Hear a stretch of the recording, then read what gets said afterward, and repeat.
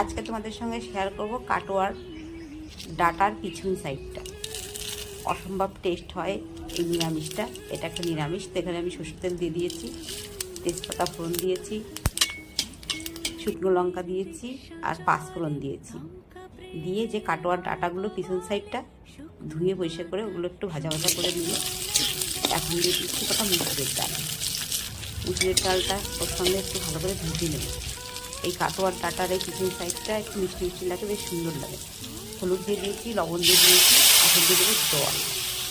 একদম সহজ একটা রান্না আর নিরামিষ রান্না, এটা অসম্ভব টেস্ট হয়। বাড়িতে একবার অবশ্যই ট্রাই করে দেখো। এখানে পরিমাণ মতো জল দিয়ে দিয়েছি, কাঁচা লঙ্কা দিয়ে ঢেকে দেবো ডাটাগুলো আর ডালটা একসঙ্গে সিদ্ধ হওয়ার জন্য। সিদ্ধ হয়ে গেছে, এখানে একটু মাখা মাখা হয়ে এসছে ডালটা, আধো আধো ফুটেছে। ডালটা একদম ফিনিশিং হলে কিন্তু ভালো লাগবে না, একটু গোটা গোটা রেখে নামিয়ে নিলাম। একটু ঘি দিতে পারেন।